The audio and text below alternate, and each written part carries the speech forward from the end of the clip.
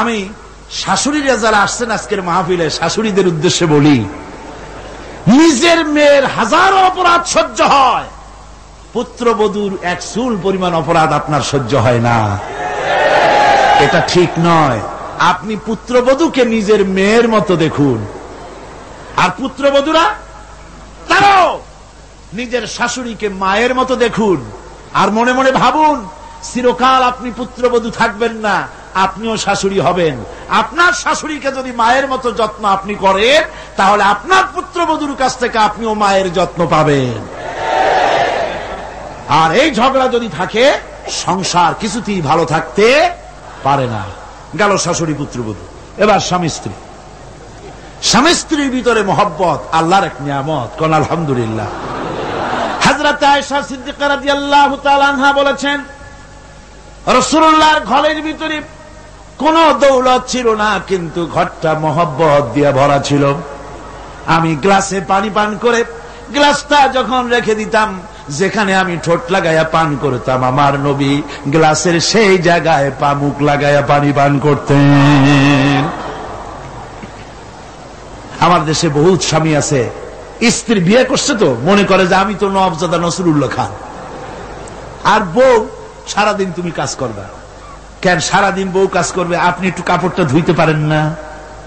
আপনি একটু তার থালাবালিটা ধোয়ার ব্যাপারে একটু সাহায্য করতে পারেন না? আপনি একটু তরকারি কোটার ব্যাপারে যেটা আপনি পারেন একটু সাহায্য করতে পারেন না? ঘরটা একটু আপনি গুছাইতে পারেন না? আপনি কোন বড় লাটের বড় লাট? এবার শুনুন রাসূলুল্লাহর আচরণ। হযরত আয়েশা বলেছেন, আল্লাহর নবী দিনের কাজ করে যখন ঘরে ক্লান্ত শ্রান্ত হয়ে ফিরেছেন, এসে দেখেছেন আমার রান্না তখনও শেষ হয় নাই। নবীজি ক্ষুধার্ত ছিলেন, ক্লান্ত ছিলেন, আমার রান্না তখনও হয় নাই। দেখে নবীজির চক্ষু লাল হয় নাই, ভুরু কুঞ্চিত করেন নাই, বিরক্তির ভাব দেখান নাই, ভর্ৎসনা করেন নাই, বরং আমার পাশে বসে তরকারি কুটে অথবা রুটি সেকে আমাকে সাহায্য করেছে। এই ছিল আমার রাসূল। নারীদের প্রতি সহনশীল হও, নারীদেরকে সম্মান করো। চট্টগ্রামের তরুণ যুবকদের বলি, কলেজ বিশ্ববিদ্যালয় হাই স্কুল মেয়েদের যখন ছুটি হয়, নির্লজ্জের মতো কলেজের গেটে মহিলা স্কুলের সামনে দাঁড়ায় থাকো কেন? ঠিক কিনা কর? তোমাদের জ্বালায় মেয়েরা নিরাপদে হাঁটতে পারে না। তুমি মেয়ের লোককে যখন দেখো, পরের একটা মেয়ে, তুমি ভাবতে পারো না এটা আমার মা, এটা আমার বোন?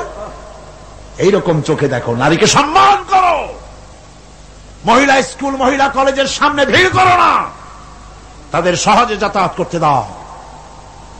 এটাই ইসলাম বলে। বউকে সাহায্য করো, স্ত্রীকে সম্মান করো, মর্যাদা দাও, সমান অধিকার। তবে এক জায়গায় স্বামীর অধিকার একটু বেশি।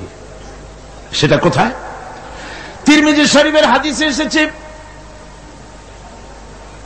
একবার আল্লাহর নবী এক পাহাড়িয়া এলাকা থেকে যাচ্ছিলেন, জঙ্গলের এক উট এসে নবীজির পায়ের উপরে সেজদায় পড়ে গেল, পায়ের উপরে চুমো খেল। সাহাবায়ে কেরাম বললেন, ইয়া রাসূলুল্লাহি, পাহাড়ের উট হুজুরের পায়ে সেজদা দিয়া ধন্য হয়ে গেল। হুজুর যদি অনুমতি দিতেন, আমরাও হুজুরের কদমে সেজদা দিয়া ধন্য হয়ে যেতাম। নবীজি বলেন, মানুষ মানুষকে সেজদা করা হারাম।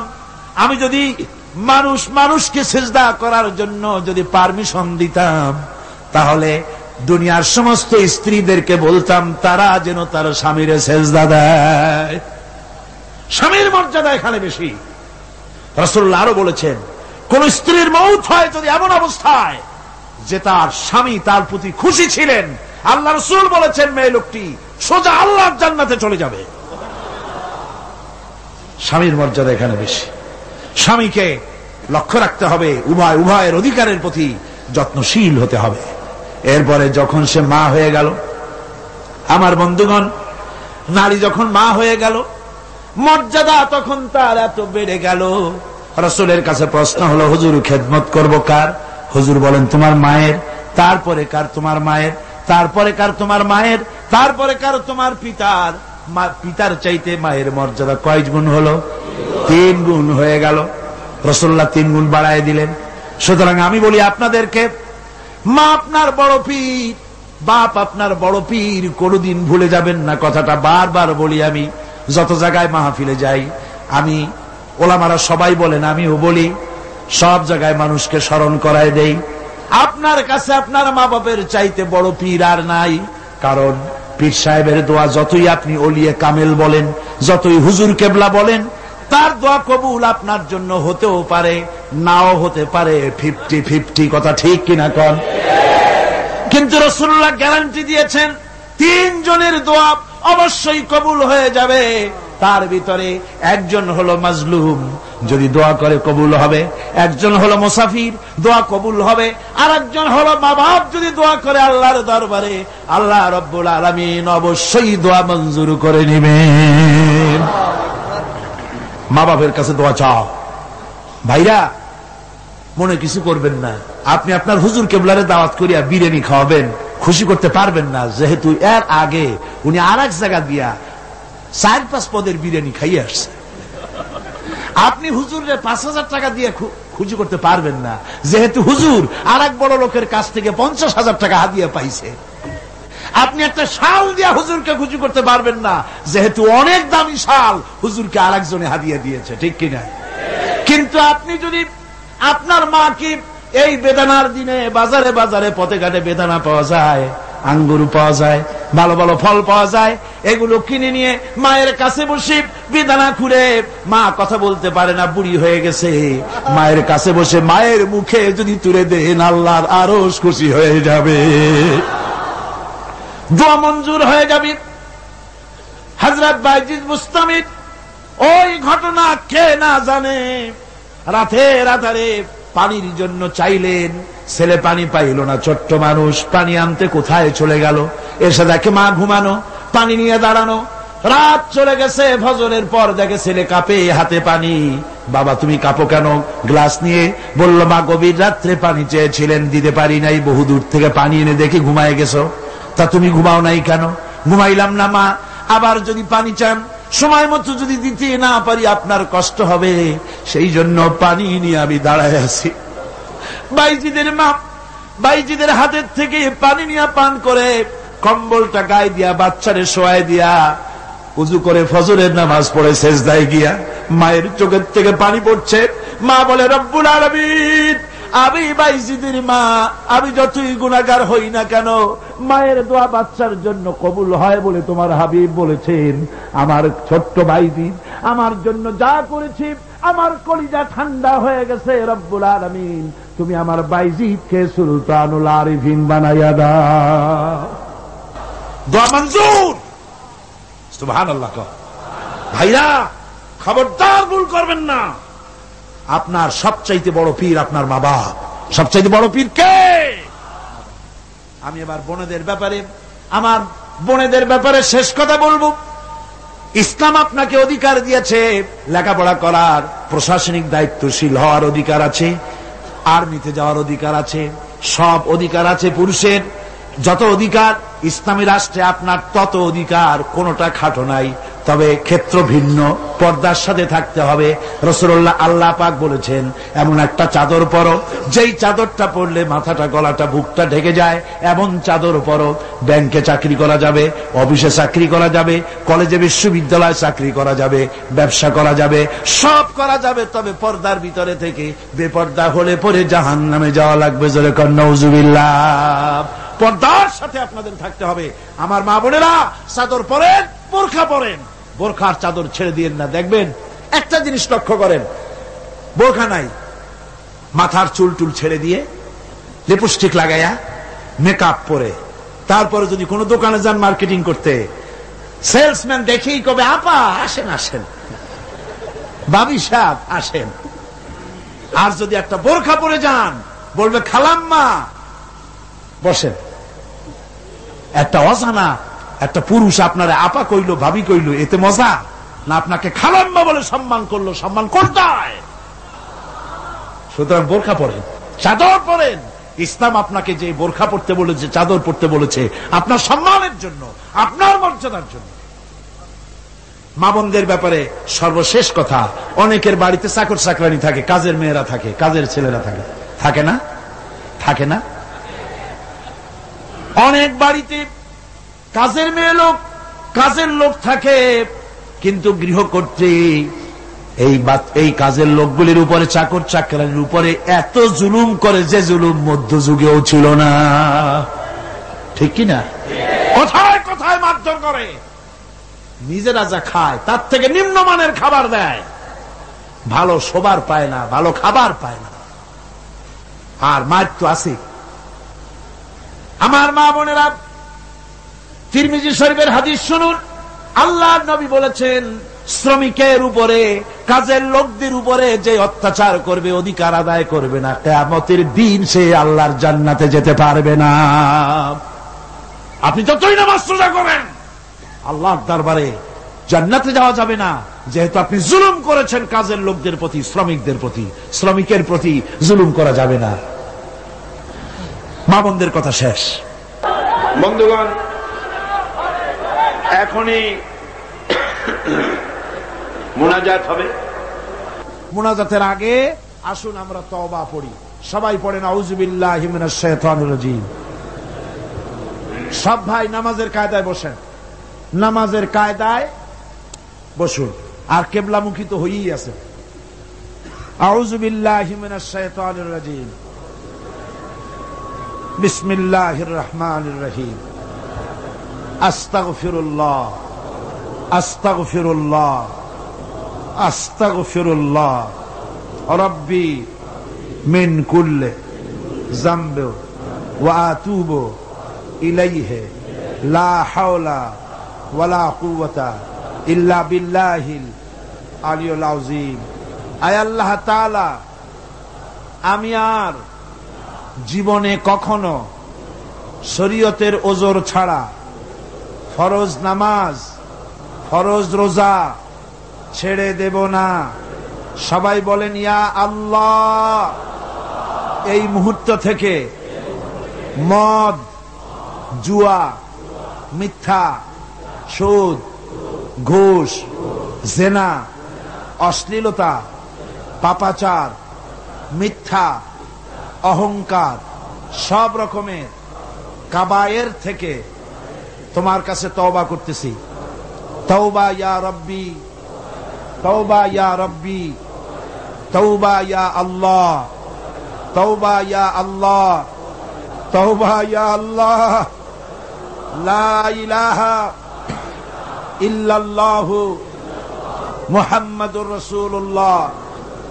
আশহাদু আল লা ইলাহা ইল্লাল্লাহু ওয়াহদাহু লা শারীকা লাহু ওয়া আশহাদু আন্না মুহাম্মাদান আবদুহু ওয়া রাসূলুহু। আল্লাহুম্মা আমিন। রব্বানা যালামনা আনফুসানা ওয়া ইন লাম তাগফির লানা ওয়া তারহামনা লানাকুনান্না মিনাল খাসিরিন। ربنا ظلمنا أنفسنا وإن لم تغفر لنا وترحمنا لنكونن من الخاسرين. ربنا لا تزغ قلوبنا بعد إذ هديتنا وهب لنا من لدنك رحمة إنك أنت الوهاب. রব্বুল আলামিন 5 দিন ব্যাপী কোরআন শরীফের তাফসীরের মাহফিলের আজকের এই শেষ দিনে, গভীর রজনীতে কোরআনে কারীম সামনে নিয়া লক্ষ লক্ষ পুরুষ আর নারী একত্রিত হয়ে গুনার বোঝা মাথায় নিয়ে তোমার দরবারে হাত উঠাইছি। রব্বুল আলামিন, এই 5 দিনে আলোচনা করতে গিয়ে আমি মানুষ, বলার মধ্যে যদি কোনো ভুল করে থাকি আমি বিনীতভাবে তোমার কাছে মাপ চাই। আয় আল্লাহ, তোমার বান্দাদের দিল থেকে, স্মৃতি থেকে সে ভুল কথাগুলি মিটাইয়া দাও। আর হক কথা যা বলেছি আল্লাহ, তেলাওয়াত হয়েছে, দরুদ ও সালাম হয়েছে, আলোচনা হয়েছে, জিকির আজগার হয়েছে, সওয়াবটুকুন জনাবে মুহাম্মদুর রাসূলুল্লাহ সাল্লাল্লাহু আলাইহি ওয়াসাল্লামের রূহ মুবারকে পৌঁছায়া দাও। রব্বুল আলামিন আদম আলাইহিস সালাম থেকে নিয়ে আজ পর্যন্ত পৃথিবীর মাটির নিচে যত মুমিন মুমিনাত শুয়ে আছে আল্লাহ সকলকে তুমি মাফ করে দাও। রব্বুল আলামিন এই মুহূর্তে মনে পড়ে গেল আমাদের বাপজানের কথা, আম্মাজানের কথা মনে পড়ে গেল। রব্বুল আলামিন আমরা আমাদের জনম দুঃখিনী মা যাদের হারায়া গেছে আল্লাহ, একটা অক্ষর মা আর সারা দুনিয়ার মধু এই একটা অক্ষরের ভিতরে, ওই মা যার বিদায় হয়ে গেছে আল্লাহ কবরটারে বেহেশতের বাগান বানাইয়া দাও। মায়ের বুকে চড়ে মায়ের দুধগুলো চুচে চুচে খেয়ে মাকে কষ্ট দিয়েছি। পৌষ মাসে মাঘ মাসে প্রস্রাব করে দিয়েছি, ভিজা জায়গায় মা নিজে শুয়ে কলিজার টুকরা সন্তানটাকে বুকের উপরে নিয়ে সারাটা রাত কাটাইয়া দিয়েছে। নিজে না খায়া ছেলের মুখে খাবার দিয়েছে। কান্না শুনলে পরে হাজারো কাজ ফালাইয়া রাখা বাচ্চাকে কোলে নিয়ে শত চুমা দিয়া কান্না মুখে হাসি ফুটাইল যে মা। আল্লাহ ওই মা যার বিদায় হয়ে গেছে আল্লাহ কবরটারে বেহেশত বানাইয়া দাও। এবার সকলে আকাশের দিকে দুটি হাত উঁচু করে দেন, আল্লাহরে ডাকেন, আল্লাহরে ডাকেন, কান্দেন বাইরা কান্দেন। আর কানবেন কবে? আজই তো কান্দার দিন। দুটি হাত আকাশের দিকে তুলে বলেন, ইয়া আল্লাহ আমাদের স্ত্রীদেরকে হেদায়েত করে দাও, তাদের পর্দানশীনা বানাও, তাদেরকে মুত্তাকি বানাও। আল্লাহ তাদের উপরে রহমত করো, তাদের রোগ ব্যাধি ভালো করো। আল্লাহ আমাদের ছেলে মেয়ে যা দান করেছো সবগুলিকে দিনদার বানাও, নামাজি বানাও। আমাদের ছেলে মেয়েগুলিকে নামাজি বানাও, নামাজি বানাও। আমাদের ছেলে মেয়ের নামাজ দেখা, তাদের দিনদারি দেখে আমাদের চক্ষু যেন ঠান্ডা হয়। আল্লাহ এইরকম ছেলে তোমার কাছে চাই। আল্লাহ আল্লাহ আজকের দোয়া ফিরাইয়া দিও না বাবু। আমরা এই বিশ্বাস নিয়ে হাত নামাচ্ছি, যা বলছি সব তুমি কবুল করেছো। রব্বানা তাকাব্বাল মিন্না ইন্নাকা আনতাস সামিউল আলিম ওয়া তুব আলাইনা ইন্নাকা আনতাত তাওয়াবুর রহিম। সুবহান রাব্বিকা রাব্বিল ইজ্জাতি আম্মা ইয়াসিফুন ওয়া সালামুন আলাল মুরসালিন আলহামদুলিল্লাহি রাব্বিল আলামিন। ওয়াজআল আখিরা কালিমাতিনা ইনদাল মাউত লা ইলাহা ইল্লাল্লাহু মুহাম্মাদুর রাসূলুল্লাহ।